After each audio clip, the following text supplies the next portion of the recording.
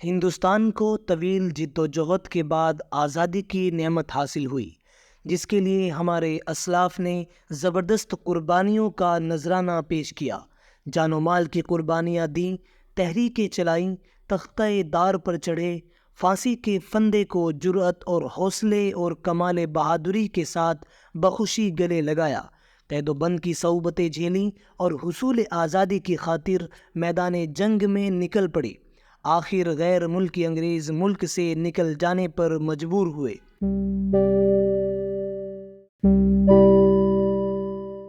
ہندوستان کی تحریک آزادی میں مسلمانوں کا حصہ قدرتی طور پر بہت ممتاز اور نمایاں رہا ہے۔ انہوں نے جنگ آزادی میں قائد اور رہنما کا پارٹ ادا کیا ہے۔ اس کی وجہ یہ تھی کہ انگریزوں نے اقتدار مسلم حکمرانوں سے چھینا تھا۔ اقتدار سے محرومی کا دکھ اور درد مسلمانوں کو ہوا، انہیں حاکم سے محکوم بننا پڑا، اس کی تکلیف اور دکھ انہیں جھیلنا پڑا۔ اسی لیے محکومیت و غلامی سے آزادی کی اصل لڑائی بھی انہی کو لڑنی پڑی۔ انگریزوں سے باقاعدہ منظم جنگ نواب سراج الدولہ کے نانا علی وردی خان نے 1754 میں کی اور ان کو شکست دی۔ کلکتہ کا ڈائمنڈ ہاربر اور فورٹ ولیم انگریزوں کا مرکز تھا۔ علی وردی خان نے فورٹ ولیم پر حملہ کر کے انگریزوں کو بھگایا۔ انگریز ڈائمنڈ ہاربر میں پناہ لینے پر مجبور ہوئے۔ اسے پہلی منظم اور مسلح جنگ آزادی قرار دیا جا سکتا ہے۔ علی وردی خان کے بعد ان کے نواسے نواب سراج الدولہ حاکم ہوئے اور اس خطرے کو محسوس کیا کہ انگریز ان کے ملک پر آہستہ آہستہ حاوی ہو رہے ہیں اور ان کو ملک سے نکالنا ضروری ہے۔ اس نے حوصلہ اور ہمت سے انگریزوں کو شکست دینا چاہا، مگر ان کا دربار سازشوں کا اڈا بن گیا تھا، اسی لیے انہیں شکست ہوئی اور 1757 میں برٹش فوج نے ان کے دارالسلطنت مرشد آباد میں انہیں شہید کر دیا۔ تاریخ کے صفحات میں پلاسی کی جنگ 1757 اور بکسر کی جنگ 1764 کی تفصیل موجود ہے۔ یہ جنگ بھی ہندوستانیوں کی شکست پر ختم ہوئی۔ اس کے بعد انگریز بنگال، بہار اور اڑیسہ پر پوری طرح حاوی ہو گئے۔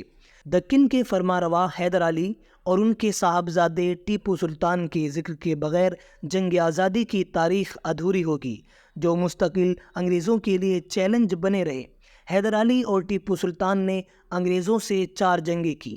ٹیپو سلطان 1782 میں حکمراں ہوئے۔ 1783 میں انگریزوں سے ٹیپو کی پہلی جنگ ہوئی اور انگریزوں کو شکست ہوئی۔ یہ جنگ 1784 میں ختم ہوئی۔ یہ میسور کی دوسری جنگ کہلاتی ہے۔ ٹیپو سلطان نے ہندوستان کے راجوں، مہاراجوں اور نوابوں کو انگریزوں سے جنگ پر آمادہ کرنے کی کوشش کی۔ اس مقصد سے انہوں نے سلطان ترکی سلیم عثمانی، دوسرے مسلمان بادشاہوں اور ہندوستان کے امراء اور نوابوں سے خط و کتابت کی اور زندگی بھر انگریزوں سے سخت معرکہ آرائی میں مشغول رہے۔ قریب تھا کہ انگریزوں کے سارے منصوبوں پر پانی پھر جائے اور وہ اس ملک سے بالکل بے دخل ہو جائے، مگر انگریزوں نے جنوبی ہند کے امراء کو اپنے ساتھ ملا لیا اور آخر کار اس مجاہد بادشاہ نے 4 مئی 1799 کو سرنگا پٹنم کے معرکے میں شہید ہو کر سرخ روئی حاصل کی۔ انہوں نے انگریزوں کی غلامی اور اسیری اور ان کے رحم و کرم پر زندہ رہنے پر موت کو ترجیح دی۔ ان کا مشہور تاریخی مقولہ ہے کہ گیدڑ کی 100 سالہ زندگی سے شیر کی ایک دن کی زندگی بہتر ہے۔ جب جنرل ہارس کو سلطان کی شہادت کی خبر ملی تو اس نے ان کی نعش پر کھڑے ہو کر یہ الفاظ کہے کہ آج سے ہندوستان ہمارا ہے۔ ٹیپو سلطان کی شہادت نیز ہزاروں افراد کے قتل کے بعد ملک میں برطانوی اثرات بڑھتے چلے گئے۔ انگریز سیاسی اثرات بڑھانے کے ساتھ ساتھ مشنری ورک بھی کر رہے تھے۔ اس زمانے میں دینی مدارس بڑی تعداد میں تباہ کیے گئے۔ ان کوششوں کے ساتھ ساتھ دہلی میں ایک تحریک وجود میں آئی جس کے بانی حضرت شاہ ولی اللہ محدث دہلوی رحمۃ اللہ علیہ تھے۔ ان کی وفات کے بعد ان کے صاحبزادے حضرت شاہ عبدالعزیز محدث دہلوی رحمۃ اللہ علیہ نے اپنے والد کی تحریک کو بڑھایا۔ وہ انگریزوں کے سخت خلاف تھے۔ انہوں نے 1803 میں انگریزوں کے خلاف جہاد کا مشہور فتویٰ دیا، جس میں ہندوستان کو دارالحرب قرار دیا گیا اور سید احمد شہید رائے بریلی رحمۃ اللہ علیہ کو لبریشن موومنٹ کا قائد مقرر کیا۔ 1831 میں سید احمد شہید رحمۃ اللہ علیہ اور شاہ اسماعیل شہید رحمۃ اللہ علیہ بالا کوٹ میں اپنے بے شمار رفقا کے ساتھ اس ملک کے انسانوں کو آزادی دلانے کے لیے جہاد میں شہید ہو گئے، لیکن یہ تحریک چلتی رہی۔ مولانا نصیر الدین دہلوی رحمۃ اللہ علیہ نے قیادت کی ذمہ داری سنبھالی۔ 1840 عیسوی میں آپ کی وفات ہوئی۔ ان کے بعد مولانا ولایت علی عظیم آبادی رحمۃ اللہ علیہ اور ان کے بھائی مولانا عنایت علی عظیم آبادی رحمۃ اللہ علیہ نے اس تحریک کو زندہ رکھنے میں اہم کردار ادا کیا۔ اس طرح یہ جہاد کا قافلہ برابر رواں دواں رہا، حتیٰ کہ 1857 تک لے آیا۔ علماء کی اس تحریک کو انگریزوں نے وہابی تحریک کے نام سے مشہور کیا، جو نجد کے محمد بن عبد الوہاب نامی عالم کے نظریات پر مبنی تھی، لیکن حقیقت یہ ہے کہ اس تحریک کے اکثر افراد ہندوستان ہی کے مشہور عالم حضرت شاہ ولی اللہ محدث دہلوی رحمۃ اللہ علیہ کے تربیت یافتہ تھے، اور یہ تحریک انہی کے نظریات پر مبنی تھی، اس لیے اسے ولی اللہ تحریک کا نام دیا جانا چاہیے۔ 1857 عیسوی میں حضرت شاہ ولی اللہ محدث دہلوی رحمۃ اللہ علیہ، حضرت شاہ عبدالعزیز محدث دہلوی رحمۃ اللہ علیہ، حضرت شاہ اسحاق محدث دہلوی رحمۃ اللہ علیہ اور ان کے شاگردوں کی محنت رنگ لائی، اور 1857 عیسوی میں علماء کرام کی ایک جماعت تیار ہوئی۔ ان میں حضرت مولانا احمد اللہ شاہ مدراسی رحمۃ اللہ علیہ، مولانا رحمۃ اللہ کیرانوی رحمۃ اللہ علیہ، مولانا فضل حق خیر آبادی رحمۃ اللہ علیہ، مولانا سرفراز رحمۃ اللہ علیہ، حاجی امداد اللہ مہاجر مکی رحمۃ اللہ علیہ، مولانا رشید احمد گنگوہی رحمۃ اللہ علیہ، مولانا قاسم نانوتوی رحمۃ اللہ علیہ، حافظ ضامن شہید رحمۃ اللہ علیہ اور مولانا منیر نانوتوی رحمۃ اللہ علیہ خاص طور پر قابل ذکر ہیں۔ غدر کے زمانے میں مولانا فضل حق خیر آبادی رحمۃ اللہ علیہ نے انگریزوں کے خلاف فتویٰ مرتب کرایا، جس پر علماء دہلی سے دستخط لیے گئے، اور یہی فتویٰ مولانا کی گرفتاری کا سبب بنا۔ جب مولانا پر مقدمہ چلا اور جہاد کے فتوے کی عدالت نے تصدیق چاہی، تو مولانا نے کھل کر کہا کہ فتویٰ میرا ہی مرتب کیا ہوا ہے۔ 1857 عیسوی کے زمانے میں مولانا احمد اللہ شاہ مدراسی رحمۃ اللہ علیہ سپہ سالار کی حیثیت سے کام کر رہے تھے۔ ہومز لکھتا ہے، مولوی احمد اللہ شاہ شمالی ہند میں انگریزوں کا سب سے بڑا دشمن تھا۔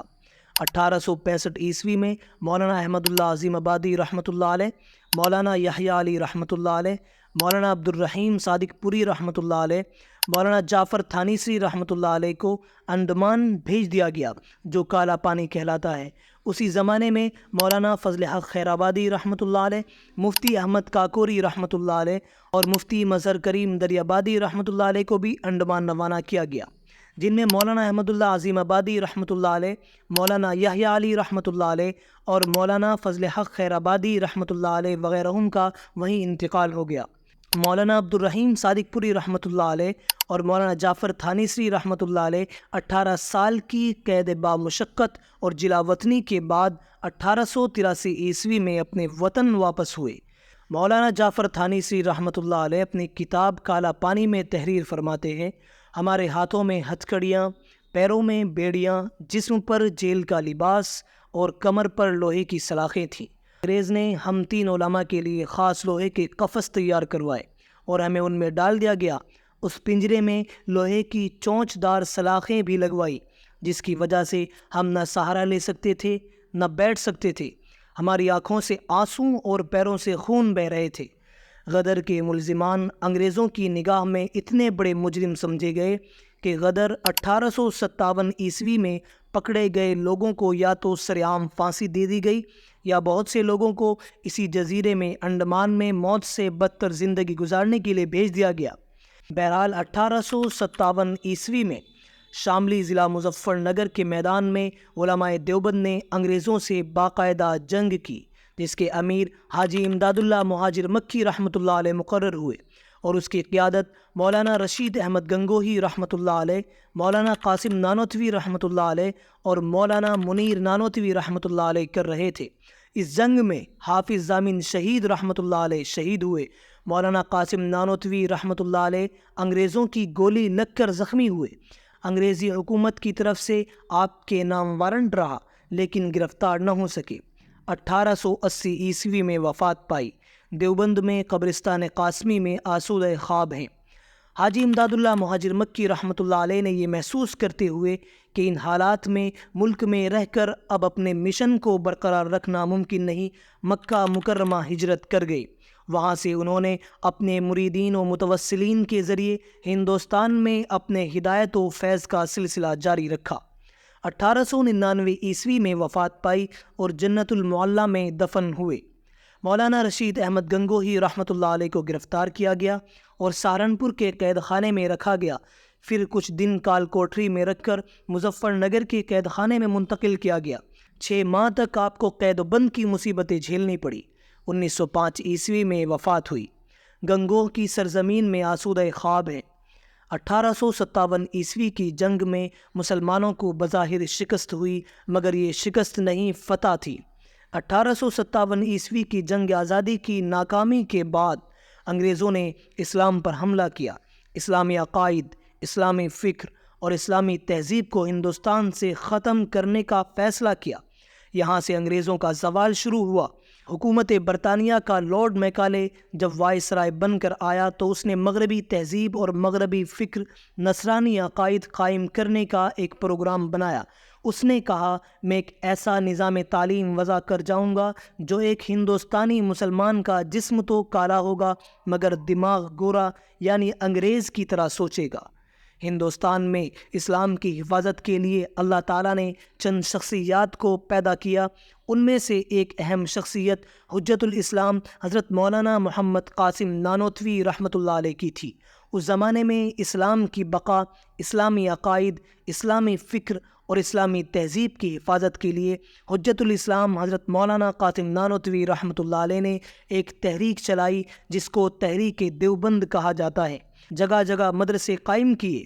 اس مقصد کے لیے انہوں نے اپنے رفقا حضرت حاجی سید عابد حسین دیوبندی رحمۃ اللہ علیہ، مولانا ذوالفقار علی دیوبندی رحمۃ اللہ علیہ، مولانا فضل الرحمن عثمانی رحمۃ اللہ علیہ وغیرہ کی مدد سے 31 مئی 1866 عیسوی جمعرات کے دن ضلع سہارنپور میں واقع دیوبند نامی مقام پر ایک دارالعلوم دیوبند کی بنیاد رکھی تاکہ یہ مسلمانوں میں نظم پیدا کرے جو ان کو اسلام اور مسلمانوں کی اصل شکل میں قائم رکھنے میں معین ہو۔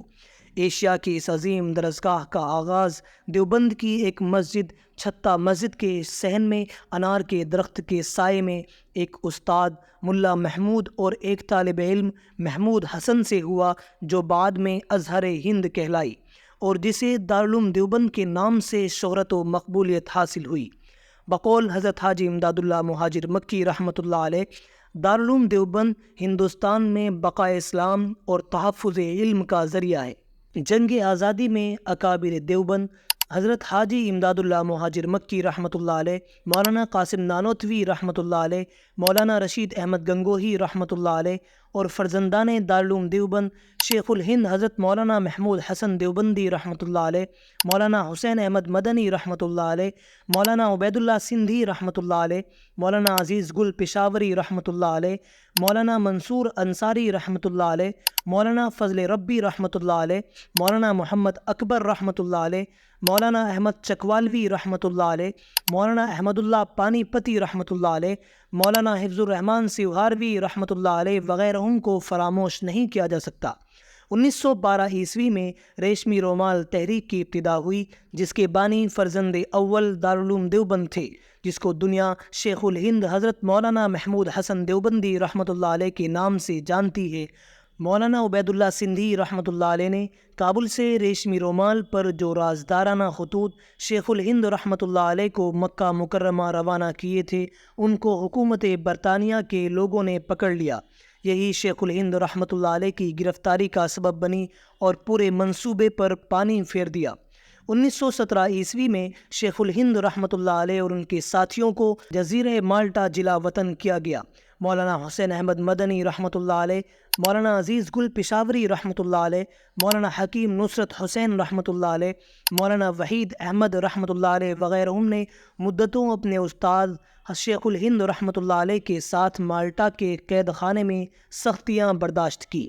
مولانا محمد علی جوہر رحمۃ اللہ علیہ، مولانا ابوالکلام آزاد رحمۃ اللہ علیہ، مولانا احمد علی لاہوری رحمۃ اللہ علیہ، حکیم اجمل خان وغیرہ بھی شیخ الہند رحمۃ اللہ علیہ کے مشیر و معاون تھے۔ شیخ الہند رحمۃ اللہ علیہ کی رہائی کے بعد سب سے پہلے 29 جولائی 1920 عیسوی کو ترک موالات کا فتویٰ شائع کیا گیا۔ آپ کی وفات کے بعد آپ کے جانثار شاگرد حضرت مولانا حسین احمد مدنی رحمۃ اللہ علیہ نے آپ کے اس مشن کو جاری رکھا۔ 1919 عیسوی میں جلیانوالہ باغ سانحہ پیش آیا جس میں کئی افراد ہلاک ہوئے۔ انہی ایام میں تحریک خلافت وجود میں آئی جس کے بانی مولانا محمد علی جوہر تھے۔ اس تحریک سے ہندو مسلم اتحاد عمل میں آیا۔ گاندھی جی علی برادران اور مسلم رہنماؤں کے ساتھ ملک گیر دورہ کیا۔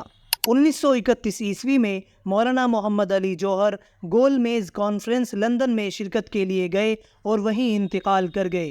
حکومت نے اپنے خرچ پر ان کی نعش کو بیت المقدس بھیجا، اسی مقدس سرزمین میں آسودہ خواب ہیں۔ 1920 عیسوی میں گاندھی جی اور مولانا ابوالکلام آزاد نے غیر ملکی مال کے بائیکاٹ اور نان کوپریشن یعنی ترک موالات کی تجویز پیش کی۔ یہ بہت کارگر ہتھیار تھا جو اس جنگ آزادی اور قومی جد و جہد میں استعمال کیا گیا۔ انگریزی حکومت اس کا پورا نوٹس لینے پر مجبور ہوئی اور اس کا خطرہ پیدا ہوا کہ پورا ملکی نظام مفلوج ہو جائے اور عام بغاوت پھیل جائے۔ آثار انگریزی حکومت کے خاتمے کی پیشین گوئی کر رہے تھے۔ 1921 عیسوی میں موپلا بغاوت، 1922 عیسوی میں چورا چوری میں پولیس فائرنگ، 1930 عیسوی میں تحریک سول نافرمانی و نمک آندولن، 1942 عیسوی میں ہندوستان چھوڑو تحریک، 1946 عیسوی میں ممبئی میں بحری بیڑے کی بغاوت کی حمایت میں ہونے والے مظاہروں پر پولیس فائرنگ کے دوران ہزاروں مسلمان شہید ہوئے۔ انگریزوں کی قید و بند کے مصائب جھیلنے اور ان کی گولیوں کا نشانہ بننے والوں کی تعداد تو شمار سے باہر ہے۔ عام مسلمانوں کے علاوہ شہید علماء کی تعداد 20,000 سے 50,000 تک بتائی جاتی ہے، مگر ان اہم لیڈران اور ان اہم واقعات کے بغیر پوری تاریخ ادھوری اور حقیقت سے کوسوں دور ہے، جن میں مذکورہ بالا شخصیتوں کے علاوہ بہادر شاہ ظفر، بیگم محل، نواب مظفر الدولہ، امام بخش صابائی، مولانا برکت اللہ بھوپالی، مولانا حسرت موہانی، مولانا حبیب الرحمن لدھیانوی، ڈاکٹر سیف الدین کچلو، مولانا مظہر الحق، ڈاکٹر سید محمود وغیرہ نے جنگ آزادی میں بھرپور حصہ لیا۔ ان کے علاوہ بھی ایک بڑی تعداد کا ذکر تاریخ کے صفحات میں محفوظ ہے جن کی یاد دلوں میں تازہ اور تاریخ کی نئی کتابوں میں محفوظ رہنی چاہیے۔ غرض ہر طرح ہر موقع پر مسلمان جنگ آزادی میں برابر شریک رہے جن کو آج فراموش کیا جا رہا ہے۔ بہرحال ان تمام لوگوں کی قربانیوں کی وجہ سے ہمارا پیارا ملک ہندوستان 15 اگست 1947 عیسوی کو انگریز کے قبضے سے آزاد ہوا۔ اللہ تعالی ہمارے پیارے ملک ہندوستان کو شاد باد رکھے۔ اللہ تعالیٰ اس میں امن و امان قائم فرمائے، اس کی باہری اور اندرونی دشمنوں سے حفاظت فرمائے۔ آمین یا رب العالمین۔